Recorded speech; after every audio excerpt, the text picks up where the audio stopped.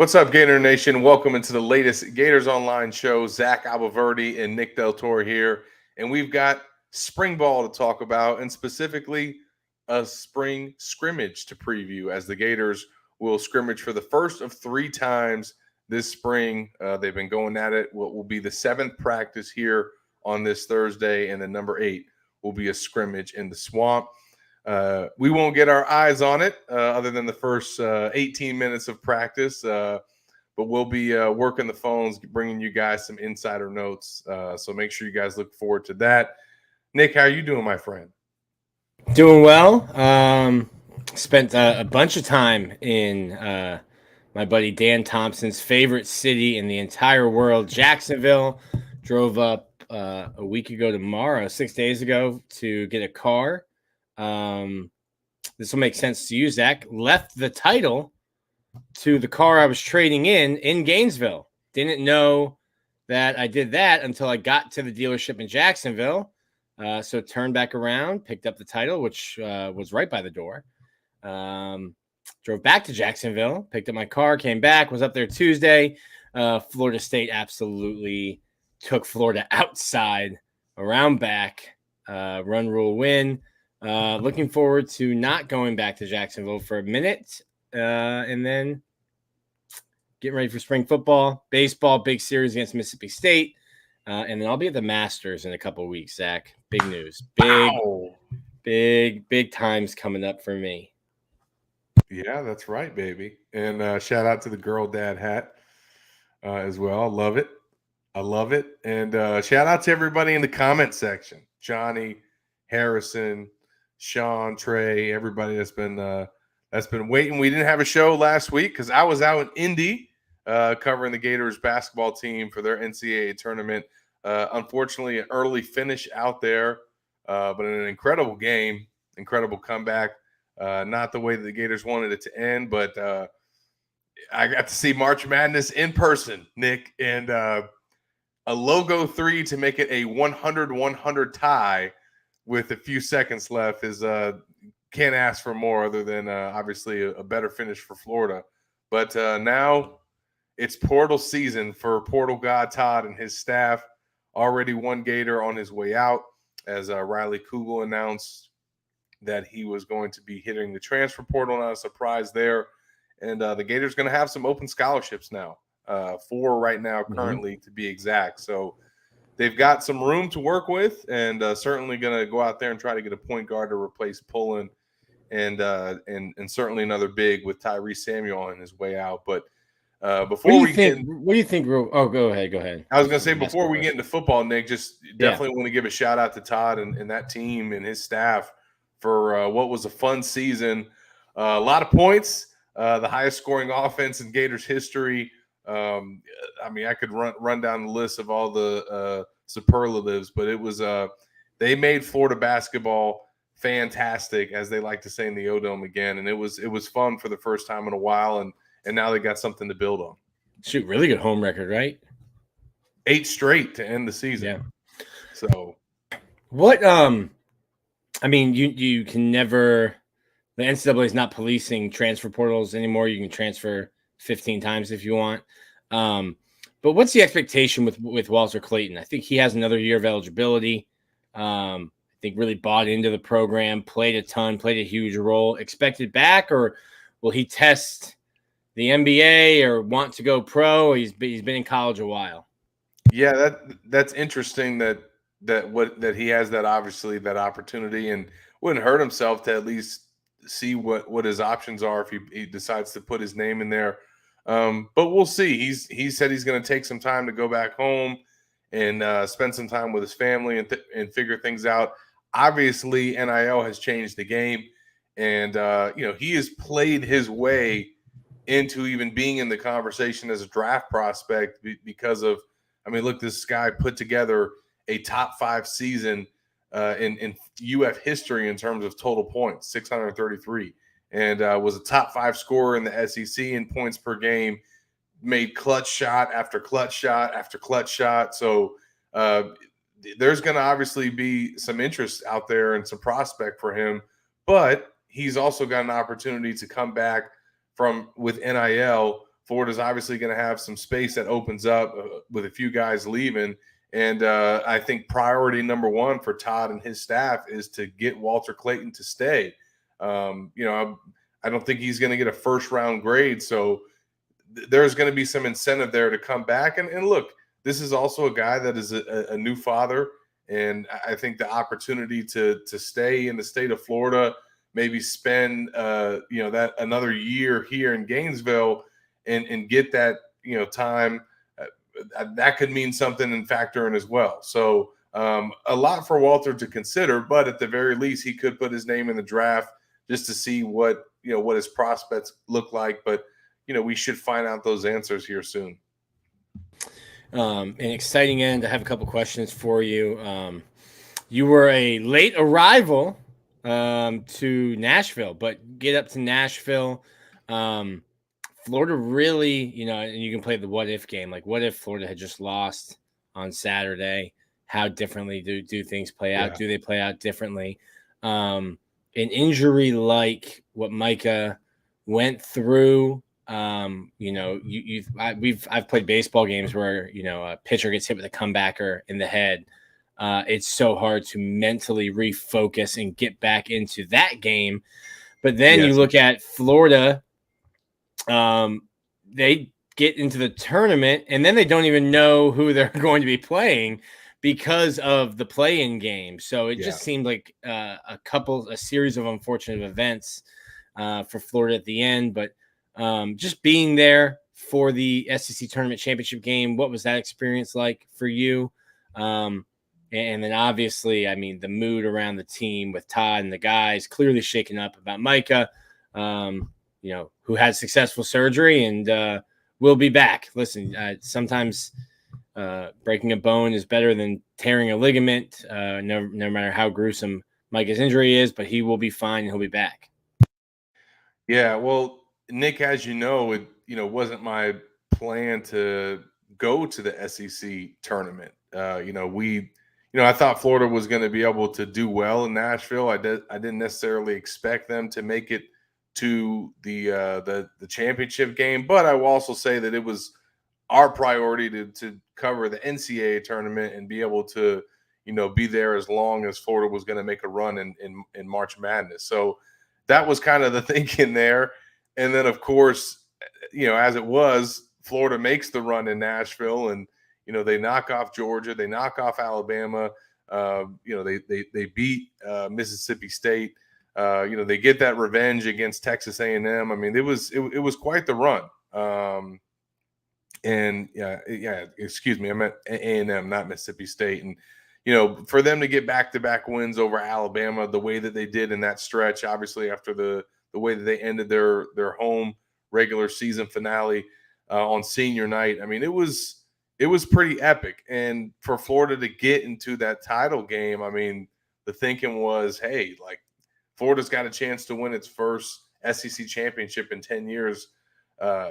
We're not going to not be there as Gators Online. So I didn't want to miss it. I know there are Florida fans that certainly didn't want to miss it. And Auburn, shout out to their fan base because they filled up that arena. But, just wanted to make sure that we were there because that was, like you said, a championship game. First time I'd ever been in the tournament to cover that. And it just unfortunate the way that it played out because of Micah's injury and what that did and what it meant for the game. And not only for that game, but for March. You just knew that was going to hurt Florida's chances of being able to make a run, at least a deep run into the tournament. And, hey, I give them credit, though, because as difficult as that was in Nashville, as hard as it was for me and some other reporters that were right in front of it when it happened to shake it off and just keep covering the game. And then right afterwards, look, I mean, Florida, I thought, did a really good job of rebounding from that. And they made it a 1-point game in the second half and had rallied. And then they just simply ran out of gas. It was their fourth game in 4 days. Talking to some people afterwards, Florida knew that looked like they had already proved more than I think people had expected of them in Nashville. This is a team that was picked 8th to finish 8th in the SEC, and they ended up as a runner-up finish. And that was only, I think, the 7th time in school history that Florida had a runner-up finish in the tournament. So it hasn't happened often. So that's something to hang your hat on. But at the same time, once Micah had his injury, you knew that was going to make it tough for Florida moving forward. And that, I think that proved itself in that game against Colorado. He certainly would have made a difference on the defensive end. They didn't get into as bad a foul trouble as maybe they could have, but they still did get in foul trouble. And not having him hurt, but at the least, at the end, there's things that are bigger than basketball, and I wish Micah the best in his recovery because he's got a long road ahead of him, and he was in good spirits out there, taking pictures of the team in Indy. So it was good to see him, and hopefully he's got a good recovery, and everything went well with his surgery as well. So that was good to hear. Just well, first you mentioned Auburn and their fans. Shout out to Bruce Pearl and the Auburn Tigers just for their classy message. It's yes, everyone is competing, but it's interesting that when you really get into it, baseball, football, all of these sports, they seem big, but they're small circles, small communities, and certainly Auburn doesn't have the same relationship that Micah does to his teammates, but it's a small basketball community. And they were shaken up by it. Their message to Micah after that they posted on social media was really classy. So hats off to Bruce Pearl and his team. Yeah. And, but as we, close the book here on basketball, also hats off to Zion Pullen and Tyree Samuel as well. But I mean, those guys, along with the other transfers too, Walter Clayton, I mean, we've gone about each one, but like Pullen was a special point guard, the best assist to turnover ratio in school history and the best of any SEC player this century. And, you can't put value on that. Like that is the ultimate stat that you're judged by as a point guard is assist to turnover ratio. And he had the best one the conference has seen this century. So pretty impressive to see what he came in and did. Tyree Samuel led the league in field goal percentage, most double-double since Al Horford in a season. So he was very productive, and obviously Walter Clayton was just nuts. So yeah, my guy, Headband Walt. That 33-point game in Indy, like that logo shot should have sent the game into overtime. And that's a whole nother conversation about when push comes to shove, you swallow your whistle is what happens. I think that's what or it doesn't work. Or it doesn't work. Yeah. Doesn't make a sound. When push comes to shove, 2 points. Basket good. I don't know how much better Todd felt about the fact that Curry did not get advanced to the next round. But there was some justice there. Here, time for me to get on my soapbox, Zach. With legalized sports betting, we are at a place where the TVs are being funded, the TV contracts that the ESPN signed up with Penn Entertainment, which sets lines. You can't watch a sports game, a sporting event without FanDuel, DraftKings, Hard Rock Bets, whatever, your local state popping up with betting lines. We are moving to a point where there are tens of millions of dollars gambled on every single game. Mm-hmm. You can't have Learfield executives. You can't have business professionals who are part-time referees, part-time officials, part-time umpires. Yeah. College sports is a business. It's not amateur. And to have amateur refs controlling games when they're not qualified to, or maybe they're thinking, shoot, I have to go after this. I have to get on a Zoom call for my business meeting. No, you need full-time officials. They need to be compensated that way because that will be their full-time job. But seeing at baseball and seeing how bad some of the umpires are, seeing on Twitter how bad some umpires are across college baseball, watching the NCAA tournament granted, I don't watch a lot of college basketball until March, and then you can't pull me off the couch. And then, every week watching college football and just the officiating. We've moved past a place. College sports are such a monster business. You need to have full-time paid officials across the board. And I think I've thought that for a while, but I think that the legalizing of sports gambling will necessitate it soon. You just have to follow the money. Coaches' contracts got big because TV contracts got bigger. Why did TV contracts get bigger? Because advertising got bigger. Why was advertising bigger? Because more people were watching it. And now you're getting, listen, like I say, Zach, they don't build palaces out in the desert for being wrong. Sports books have lots of money to use for advertising and want you to spend your money, wager with them. They will continue pouring billions of dollars into marketing and advertising for sports games. We need full-time officials across the board. Off my soapbox. Yeah, I don't know how much protest you're going to get to that position, Nick. I don't think any. Especially not from the officials. They'll be behind that more than anybody. So, well, again, shout out to Golden and his squad and his staff on the 2023-2024 season. And now it's portal season for them. And make sure you guys follow all that at Gators Online as we track all their movements in the transfer portal. Now, as we switch gears here and talk some spring ball, want to give a shout out as we do each and every episode to myperfectfranchise.net. And if you are ready to leave the corporate rat race for the American dream, looking for a side hustle while working your current job, wanting to diversify, build wealth, and or leave a legacy, Andy can help. He's a franchise consultant as well as a franchise owner and helps people find franchises that fit their skill sets, financial requirements, time to commit, and more. His services are 100% free, and he's here to help if you have any questions about business ownership. You can learn more and contact Andy anytime at myperfectfranchise.net or calling or texting him at 404-973-9901. And while I was away in Indy covering the basketball team, Nick was holding it down as Florida returned from spring break and was back on the field for spring camp. And there was also pro day that, went into that as well. But now we are now at the halfway point of spring. And, we've seen a lot.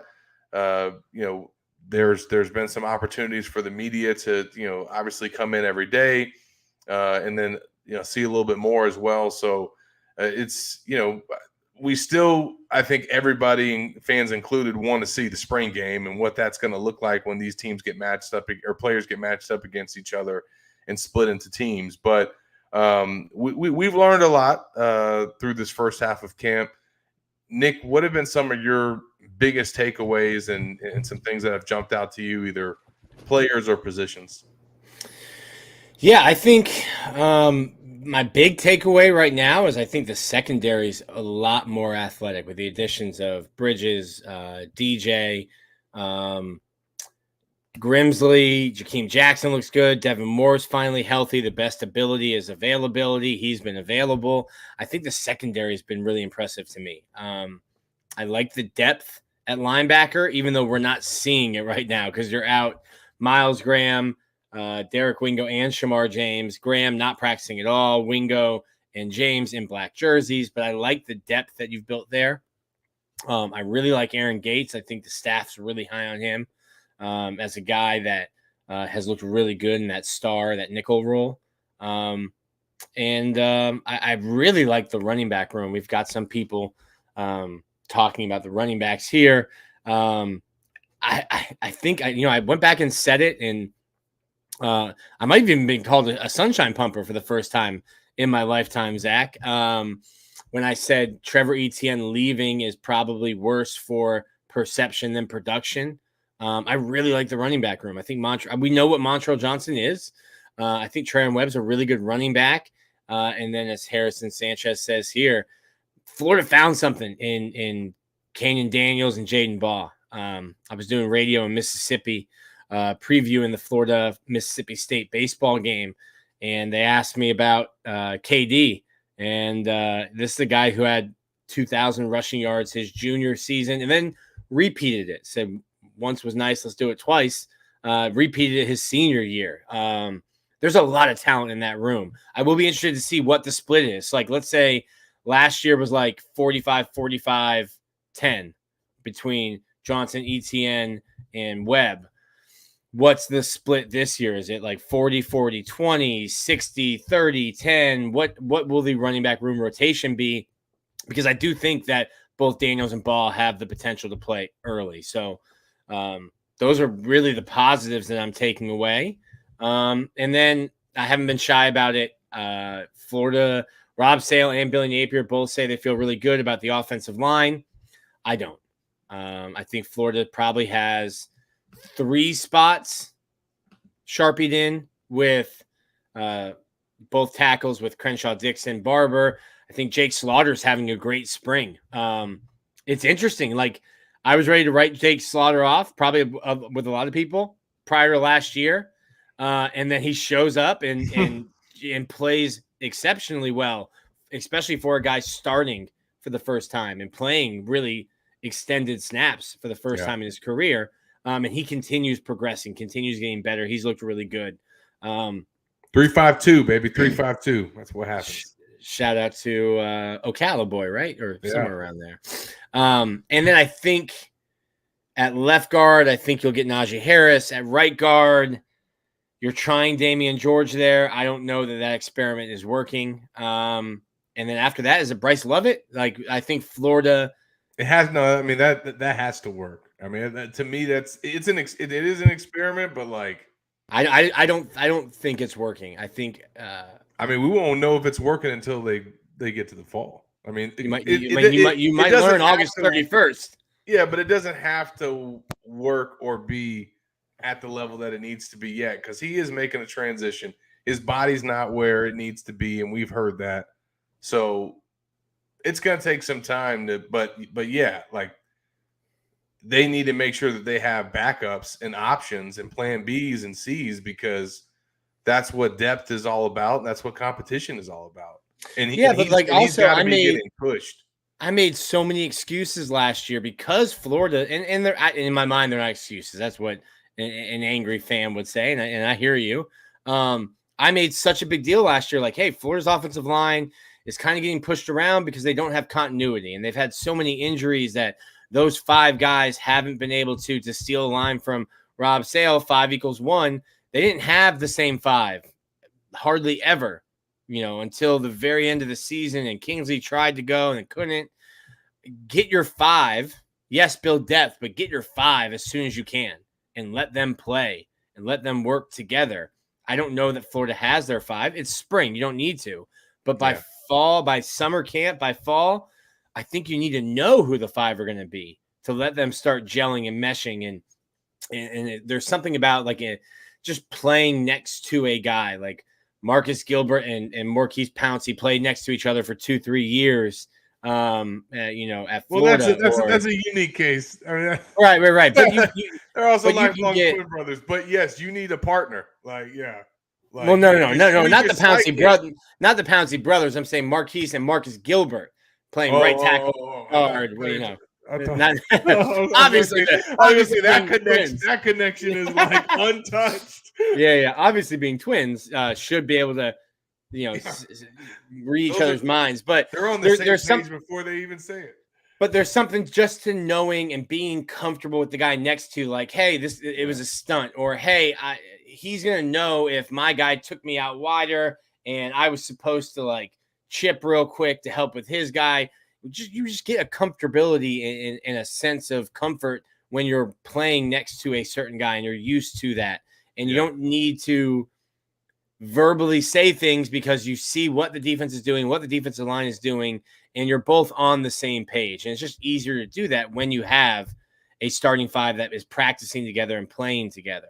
And if Florida was bringing back 4 of their 5 starting offensive linemen from last year, we'd be championing that. So I don't think it's being negative to say that. I'm like, hey, listen, on the other end of the coin is you're replacing 3 starters from last year out of 5 on the offensive line. So I'd like to see them get a 5 and build that continuity and build that comfort level with each other. And also remember, Austin Barber, one of those 2 returners is out and not practicing. So and Cam Waits is out as well. Injured, so he's out. So that's who I would have expected to be the backup left tackle, or the third tackle. If you wanted to, if Barber got hurt, you'd probably flip Crenshaw Dixon to left and then put Cam Waits at right.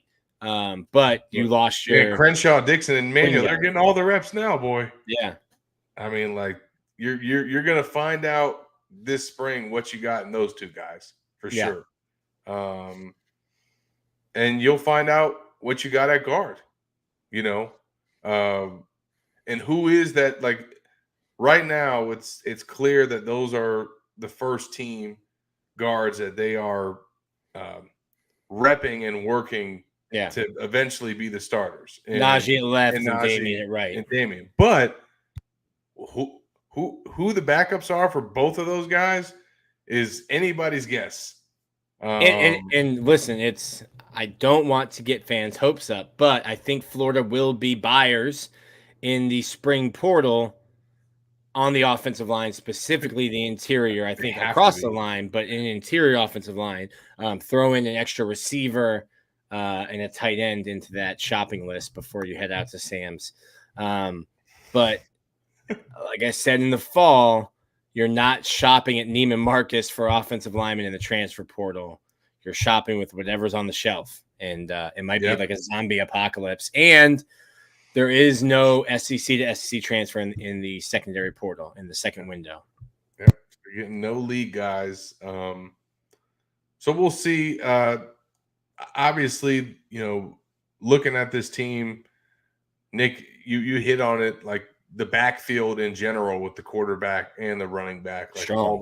all those guys. Yeah, very strong. I think the secondary room is deeper and older, and like they were starting 2 true freshman safeties for multiple games at the end of last season. Like it's interesting too because you're older, but like Jordan Castell's still young, still a sophomore. We'll probably, I'm sharpening him in as a starter, not healthy right now after shoulder surgery after the season, but I'm penciling him as a starter. But he's like, you say older, but like, and I think you're right because he started 11 of 12 games last year, I think. Yeah. Well, I mean, older in terms of Turner and Douglas. Right. Turner, Douglas, Marshall, Bridges. Yes. Yeah. But also like only a sophomore, but didn't play in a veteran sophomore. I guess that would be the term I'd use there for him. Sure. And, I put this guy, I forget what was the story that we had put out, but as we were getting ready for spring ball, I wrote a story about 5 Gators flying under the radar. And, he didn't make this list because I think we had already hyped him up at Gators Online and put some things out. I'm surprised that I didn't include him in this story because I still feel like he's somewhat flying under the radar, except for anybody who's been at practice or asked around or heard what's going on, and that is Aaron Gates at Star. That's been a move that I think has everybody really excited on the staff, and this is a guy that is, I had reported it when I put out some intel right before camp started that, there was some feeling that he might be, of all the defensive backs that they have signed, potentially the best prospect and the guy with the highest upside. And this is someone that can play pretty much every single spot in the secondary and has. He started out at corner. He was then playing safety. Now he's playing star. I think there's a healthy competition there between him and Denson, and I wouldn't be surprised to see them both play. But Gates is a guy that is really – we talk about the secondary looking good and maybe better than we expected. Safety has a lot to do with that. A lot more competition at corner Jalen Kimber's not there anymore. So there's some new faces. And then, look, I mean, I thought Jaden Hill was going to be very hard to replace, and he will be. But we also maybe didn't anticipate Aaron Gates kind of coming on as much as he has, and the staff being as high on as they are on him. So he's been a guy that I think definitely is one of the players to spotlight so far in camp. Is like, okay, they're going to be able to figure out that star spot, Nick, and I think that they're going to be good there. Yeah, I think, and part of it, I think DJ Douglas plays a role there as well.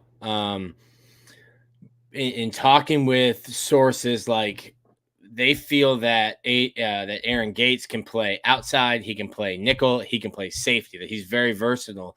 I think because of his injury and because he was playing outside, then moved to safety last year. And you have 4 years of tape of Bridges and DJ Douglas playing nickel. I think the move was, hey, let's put these guys who we know can play nickel. We'll put them at safety. They're going to be in the same meeting rooms. They'll learn our terminology, all of this. They're older. Let's put Denson and Gates at nickel. Let them get 15 a month, 15 practices of reps. Then we have film to see what we can do. I think DJ Douglas will still play a factor on this team. I think he'll play a bunch. And it might be at star, but we haven't really seen him there. Yeah. And I think that's because you've got a ton of film of him there, while you have two freshmen who are still getting used to college, are still getting used to the defense, and still getting used to that position specifically. But I'm really high on Aaron Gates and what he's been able to do this spring. And I like DJ Douglas a lot. My guy is not afraid to tackle. He will put his face mask in your chest and keep his feet moving. Which I like to see.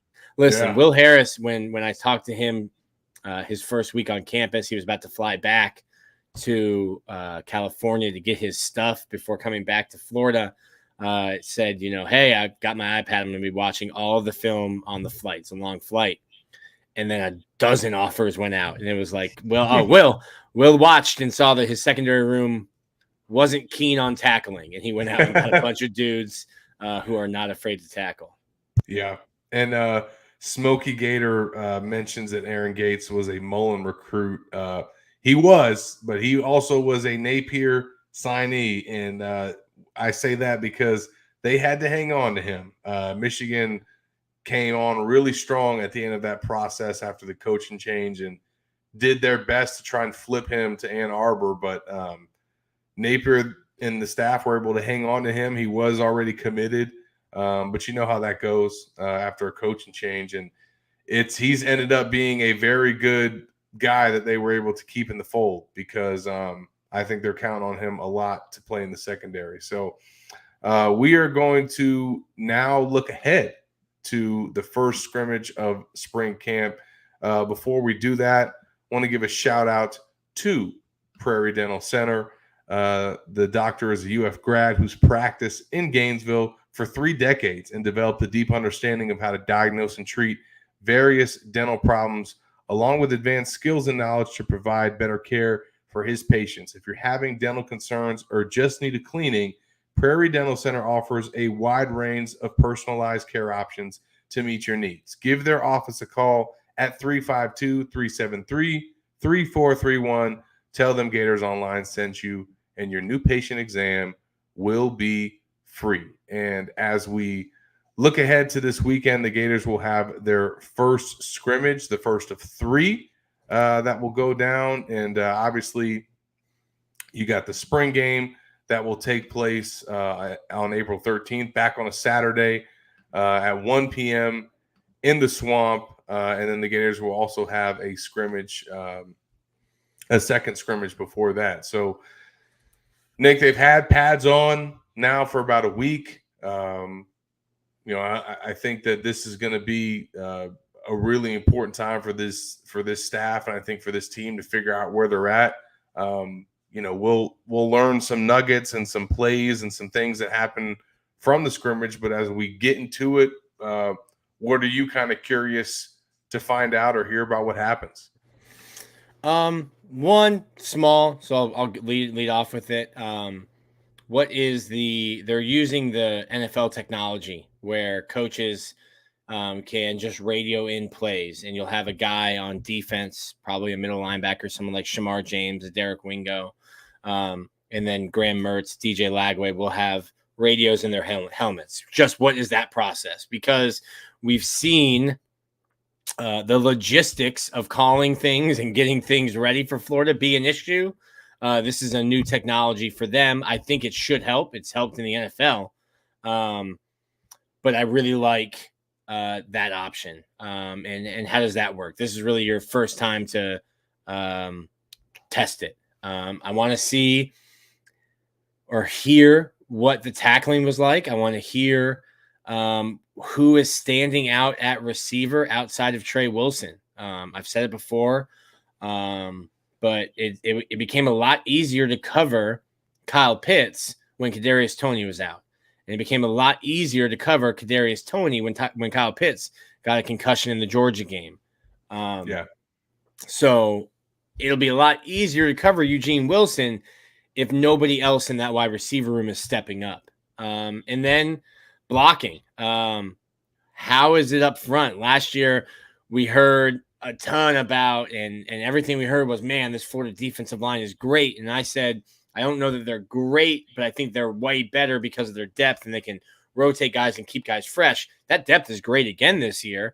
But I think what we learned is the offensive line wasn't good, and the defensive line looked better. And you always get that in spring. It's like, hey, so-and-so had a 70-yard touchdown pass. Well, who gave it up? So it's a double-edged sword in spring when you're practicing against yourself. But yeah, wide receiver stepping up. How's the offensive line blocking? And then just what is the new communication? How does that work? Who's calling plays? You let me write to my thing. Up? Yeah. The first time Ron Roberts is, in his role in a scrimmage setting with this staff. The first time Russ Callaway potentially is maybe doing more in a scrimmage setting. And just what that operation looks like. Obviously, from a personnel standpoint, from an execution standpoint, which unit wins the day, so to speak, right? Does the offense win the day? Does the defense win the day? Are there certain units that struggle? But I think, we'll be interested to learn as spring kind of plays out what things look like for Russ Callaway and his involvement, but we know that it's going to be more. We just don't know what that's going to look like, but I would imagine that the scrimmages are going to go a long way in kind of shaping that. So, but on the defensive side of the ball, there's a little bit more, I think, question marks and intrigue there in terms of not just Ron Roberts and him working alongside Austin Armstrong, that mentorship, their teamwork, and what type of product that leads to on the field. And then also, how is Will Harris and Gerald Chapman impacting that result as well with their position group? So there's a lot of newness on that side of the ball.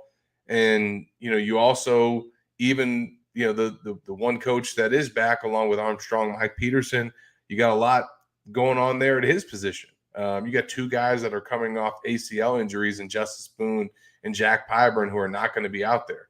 So huge. And then, Kelby Collins is at a new position. That's another guy that's not at that edge spot. So a huge opportunity for guys like TJ Searcy, George Gums, Tyreek Sapp, obviously, is going to be somebody that's leading that charge. But LJ McCray at that F spot, with Justice Boone not being able to play, LJ is going to be able to have at it. Cam James as well. So I'm looking forward to some of that, and seeing, hey, is there any guys that come up with some sacks? We'll be trying to track all the big plays and all the good stuff and juice coming out of the scrimmage. So and then obviously as we look at this camp, like I said, this is the halfway point for the Gators. They're having their first scrimmage this Saturday, March 30th. They'll have their second scrimmage April 6th, another Saturday. And then again, the orange and blue game scheduled for 1 p.m. on April 13th on a Saturday.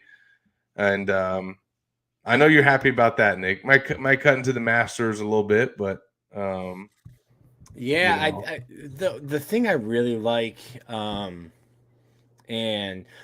it just helps. I think it helps softball, helps baseball. I'll look up the softball to see if they're at home. But like the smaller sports, I've always enjoyed. Like I've taken a decade of covering baseball before anyone else was covering it, and like trying to help grow the sport. I think it's awesome that the game is at 1 because Florida plays South Carolina, and that's a big week. So I think that getting fans to a huge SEC baseball series is great.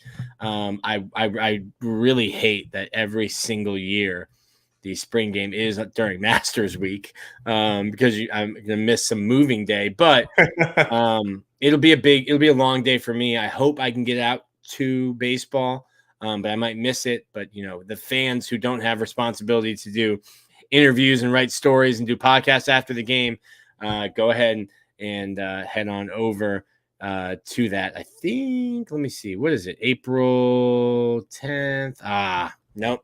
Softball is out of town. They're at Missouri, but Florida baseball, it's a beautiful park. Tickets are very easy to get into. So head on over to Condren Family Ballpark after the spring game. Those are the things I think are really cool. And if lacrosse has a game as well, go see some other stuff if you're making the trip down to Gainesville to see the spring game. No doubt. And obviously, before we get out of here, I want to encourage, again, all Florida fans to go to GatorsOnline.com to keep up with all the spring camp coverage, all of Nick's baseball coverage, all of the transfer portal action on the hoop side, and then football recruiting in general. We got a March Madness special that will end at the end of this month, and you can get in the door for just $1 to check out all the coverage and intel and scoop that we got coming. So make sure that you're locked in for that. And before we get out of here, I want to have Nick talk some Florida baseball because a lot been going on with this baseball team. Some good weekends, some really good weekends. Winning at Miami. Obviously took care of business against St. Mary's. They won their first 2 weekends in league play, took the series against Texas A&M and at LSU, 2 top 5 wins for Florida. And yet, Nick, the mood around Gainesville is, what have you done for me lately? And right now it's another loss to FSU that's on the forefront of everybody's mind. Yeah, and I'm a big proponent of midweek games don't matter. Bring your orange slices. It's for getting reps. It's for getting young players experience. But I've always had a caveat that Florida State is different. And beating Florida State, beating your rivalries. I say it with football too. You have to beat your rivals. You have to beat, in football, Georgia, Tennessee, LSU, Florida State. If you're losing to those teams, you will be losing your job. Kevin O'Sullivan just signed a new 10-year deal. In no way, shape, or form is he losing his job, but he understands about the rivalry and beating those teams. Like, he'll figure it out. He's not going to lose sleep over losing to JU. If JU is throwing a 23-year-old redshirt senior pitcher and he's throwing 5'6" freshmen who he needs to get ready for SEC play. But losing to Florida State, one, is not something that Kevin O'Sullivan does very often, that Florida does very often.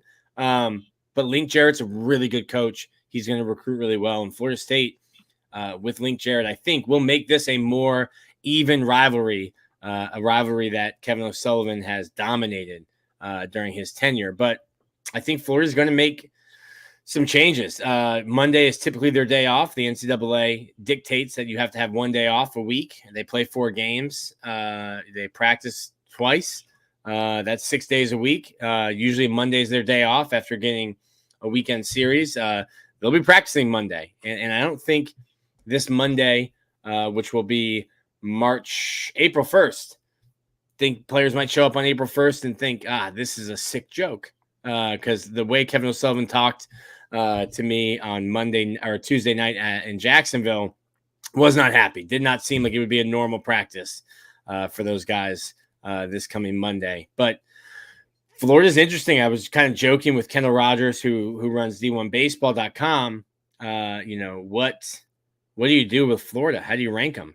They lose to JU, they lose to UCF, they lose to Florida State twice on Tuesday, but they beat number 4 LSU. Yeah. They beat number 4 Texas A&M. They beat number 5 LSU, and LSU is on the road. And Kendall kind of joked back like, I don't know what we'll do with Florida if they lose all of their midweek games, but win every weekend series. So it's I'm pulling this up real quick. It's interesting because I did this on our message board. Again, Zach, you said the promo. Spend a lot of time, way more time talking baseball nuts and bolts and schedule and doing stuff on the message board there with the guys. But when I look at the remaining schedule, Florida should be able to they play really well at home. They should be able to take 2 out of 3. And coming up here, there's going to be a weekend pitching rotation change. So I'll tease that here. Check Gators online. It's coming out soon. I think you should take at least 2 out of 3 against Mississippi State. Missouri is bad. You could sweep on the road. Let's say you have 5 wins of your next 6. Then you have to play South Carolina, 7 out of 9. You'd like to take 2 at home there. Then just a brutal stretch at Vanderbilt, at Arkansas, versus Tennessee. Those 9 games, if you can get 4, even 3 and 6, just get 1, or let's say 1 on the road at Vandy, 1 on the road at Arkansas, 2 out of 3. You're 4 and 5 through that 9-game stretch, and then you finish with Kentucky, Georgia. Florida still has a spot, and I know everyone's mad. Losing to FSU, especially losing in run rule fashion, sucks. I get that. But Florida's playing really strong on the weekend, and there is still a route for Florida. I don't think they'll be a national seed, one of those top 8s who host regionals and super regionals, but there's absolutely a way. If Florida finishes with 16, 17, 18 wins in the SEC, they're going to host a regional. And it'll be interesting. This week, I'm going to butcher this guy's name, and I'm sorry. I apologize to him. Mississippi State will throw Urangelo Cinte, who pitches with his left hand and his right hand. Little ambidextrous pitcher. So really excited to see him this Saturday. Hopefully you and I will be done, on the phones Saturday, and I'll be able to enjoy an ambidextrous pitcher, something you don't see very often. Yeah. Well, and you know what else, Nick? Something that you don't see very often is a series win over LSU. And that hadn't happened for the Gators. Florida hadn't been to Baton Rouge in 5 years either. Yeah. So that hadn't happened since the 2017 College World Series. Again, that was a good one. I was there for that, Zach. Guys, Zach, a little background on this. Zach joined the beat a little bit before us. But Zach has not covered a championship yet, and I think that was part of the reason. Oh yeah, he went up. Didn't mention that at the front when we were having that discussion about driving to Nashville. I do have a championship under my belt. A couple SEC championships. I've covered 3. I've covered 3 SEC championships, but our football championships and now a basketball championship games. Yes, games, correct. Not championship teams. Yes. But listen, shout out to my boy Jim McElwain, who hung the SEC East champion banners up in the swamp. You covered a couple of SEC East champions. Shout out to my dog Jimmy Mack. They made rings for them too. Shout out to my dog Jimmy Mack and Jostins. And look, that was I want to bring it up because it is like the midweek stuff is the storyline right now, but like when Florida beat Texas A&M, like that was a big deal. And then when they went to LSU and won at LSU, that was a big deal, especially after dropping the series opener. They win in like crazy fashion that second game in the 11th, tied it up in the 9th, and then obviously they just put it on them, 6 homers in that Sunday game to claim the series. Like, I mean, you can't just like look over that, Nick, right? No, it's a conundrum. And listen, I was thinking, I was talking with somebody Tuesday night, up in Jacksonville, and there was one time in Jacksonville where their freshman seasons, which I think would have been 2016, Florida's pitching against Florida State or playing against Florida State, and they're throwing Brady Singer and Jackson Coher, and Michael Byrne is closing. And like sometimes freshmen pitch really well and they get it early, and they realize their expectations and their potential in the first month of the season, and sometimes they don't.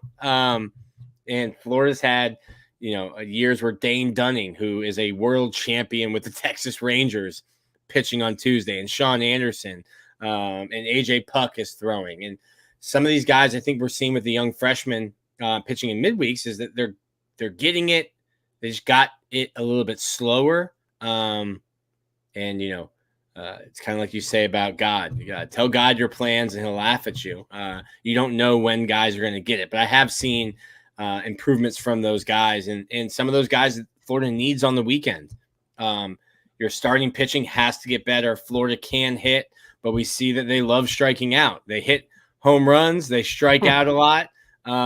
So they've been getting it done on the weekend. They haven't gotten into the teeth of their schedule. I think this is a very winnable weekend for them against Mississippi State. It's a sweepable weekend next week, even on the road at Missouri. And then you're getting into the real teeth of your schedule with South Carolina, Arkansas, Vanderbilt, Tennessee. It's going to get wild. Going to get wild. We'll be covering it all at Gators Online. Make sure you guys follow Nick's coverage. And again, shout out to Todd Golden, his team on their season. Shout out to the Florida softball team, winners of 8 straight and 10 of their last 11. They've been dominating so far this season. So shout out to them as well. Obviously, that's what spring is all about. And, of course, the Gators getting better on the football field. They will try to do that this Saturday as they hold their first scrimmage of spring camp. Make sure you guys stay locked with Gators Online. We will have nuggets, intel, all the juice that we can get out of that first scrimmage. So you guys want to make sure that you follow along for all of that. For Nick Del Torre, I'm Zach Abolverdi. We'll see you guys